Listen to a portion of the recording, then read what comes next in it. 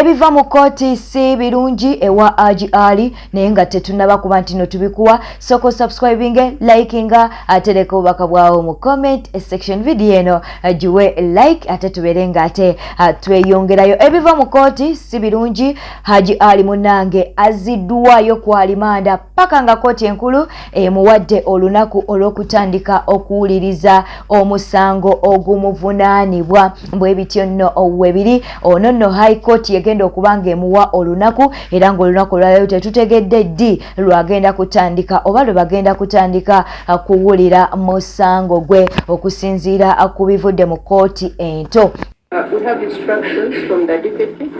to commit the accused person for trial to the High Court.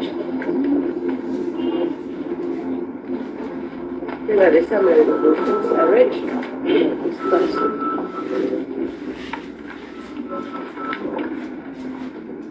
Accused person, you said you understand Uganda? Utegeeza kooti nti musango olunaku olwaleero nga balina ebiragiro okuva eri Ssababa gavumenti okusindika mu kooti enkulu olunaku olwaleero okunoonyeza musango lukuwedde bino bamaze okunyanyizibwa era bakuba nga bakweza mu kooti olunaku olwaleero kitegedde. So you can have a copy of the indictment and summary of the case. If you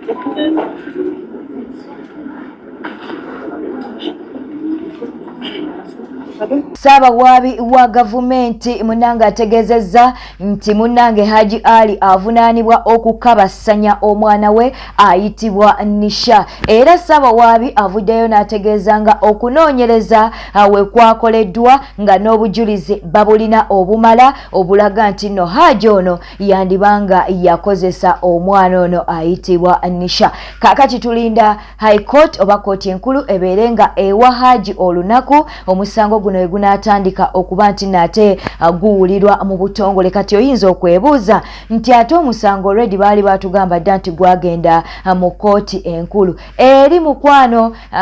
gye baddukira tiimu HAJJI bali mu kusaba bail, bali mu kusaba HAJJI atandika okuwoza ng'ava bweru okitegeera kyekyo. Naye kati olunaku olwaleero lwanga 13 HAJJI omusango gwe ate we gwambuse okugenda mu kooti enkulu. Jjukira nti eno kooti nto nga yetwakutegeeza tesobola kuba nti nate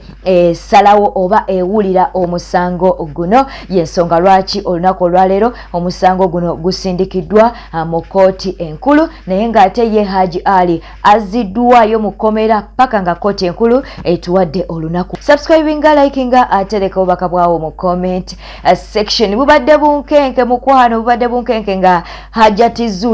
Zuula munange aleeteddwa mu bukuumi obw'amaanyi.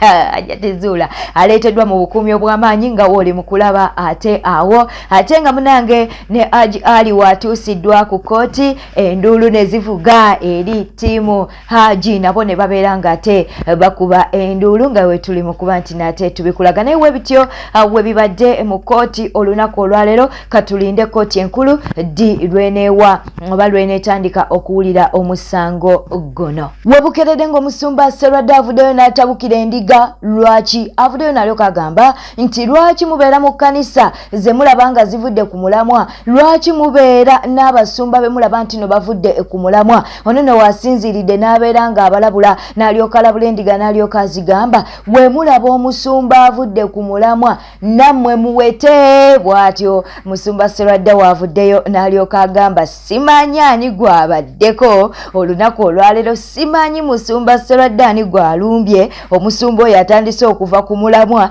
naye nawe mu comment section mukwano oyinza okubaako gw'otugamba oba oli awo tusinziirira awo tubeere nga tutegeera musumba ki gwabadde agamba n'endiga munnange zibeere nga zitegeera oba oli awo zisobole okuba nti nate mukwano ziva ku basumba abatali ku mulamwa. Wegendereza omusumba akusumba ne bwembanze kasita olaba nga ndimu entiisa ndimu obutakkiriza ekintu kyonna kyolaba nga si kya bwa Katonda tolina kikutuuza wano. Simbula odduka embiro otudde awantu omuntu omulaba kati mwogerereyo mufuumuka mpolampola naye omusajja ono alina abakazi babiri naye omusajja ono esente azibba naye omusajja ono alimu okusabira okutonotono mwogera butonotono toyogera butono simbula senguka misana bonna nga bakola batya nga balaba ogenda obeera awalala naye gwotwala nokati leero kamuwulire era bwayomba omuwulidde bwatandise neero kati lindako gwe lindako tannaba bw'anajjako ekkooti ngoma nti atuse wavumira Webukeredde munange nga Honorable Segirinya Muhammad avuddeyo n'abaako byayogera naye nga tetunnabikuwa mukwano video eno sooka ogiwe like ate w'omaliriza subscribinga ate w'omaliriza leka obubaka bwawo mu comment section weguba nga gwe muloli gwe ogusoose okuba nti n'otulaba sooka osubscribinge onyige n'akade ka notification ojja okuba tukoledde ddala obulungi gwe mukama waffe mukwano era tukuwa ekitiibwa NN News Spark Yugi tukuwa amawulire nga wetu gafuna nga tetwongeddemu yadde kale katugende wa Honorable Segirinya. Honorable Segirinya Muhammad avuddeyo n'ategeeza abalonzi be nti munnanga akomawo akatambikeeko. Honorable Segirinya avuddeyo nalyoka agamba nti agenda kukomawo era n'agambye nti ekisanja kino tekimutambulidde bulungi wabula ate ekisanja ekiddako agenda kukomawo abeere ng'akolera abantu wabula ne mulowooza Honorable Segirinya yakola ki? Kyonna Honorable Segirinya bambi kye yakola okumutuusa mu mbeera eno kyali kinene nnyo naye ffe tumusabira busabizi abeere ng'ate awona abeere ng'awona bwe bityo nate we biri katukuwa akatambi kano ng'akakasa abalonzi nti akomawo era babadde abasuubira oba ababadde bali mu lukwe lw'okuba nti no bamwesimbako agambye nti mwesibe bbiri kubanga tannatuuka ku kita. Balamusizza nnyo bannakawempe no bategeeza nti ekindeese olwaleero kubeebaza nakumbeererawo mu mbeera etali nnyangu n'olwekyo buli wempulira nga munkoonyeeko mpulira essanyu ekisembayo bannakawempe nyongera okubategeeza nti ensonga ya Kawempe North nti mukyanninamu obwesige ekintu ekyo sisinza kukisuula muguluka kubanga mukyantunuzaako eriiso kakati olwempulira ekyo nti Segirinya Kawempe North Segirinya Kawempe North kimpa amaanyi ennyo n'olwekyo bannakawempe nga bwe mundaze nti mukyanjagala nange mbawulira nkyabaagala ate ngenda kudda ku luno na mutima n'olwekyo mwebale nnyo mwebalire ddala tuddemu tusinkana 2026 mu kalulu ketunaddamu insha Allah. Webukeredde munnange nga pengepenga avuddeyo n'abotola ebyama ayogedde ebyama bya sipiika ebyama by'amagogo ebyama bya Pia Pounds omuyimbi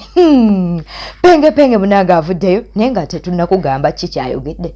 soko liking walaikinze dda wasubscribinze kale kati weyongereyo kakati munnange penge avuddeyo nalyoka agamba nti Pia Pounds munnange mbw ali kubba wa sipiika mbw alemedde kubba wa sipiika era mbwe sipiika yalabudde Pia Pounds amuviire ku musajja twogera ku Saalongo Honorable Magogo mbu Pia Pounds munnange ennaku zino takyeta nabba wa sipiika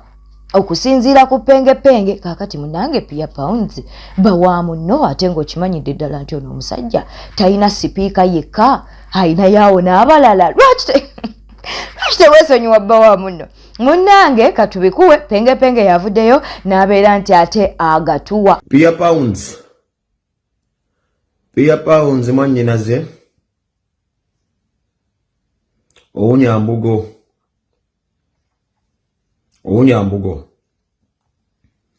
bw'oteesonyiwe magogo sipiika ajja kukutta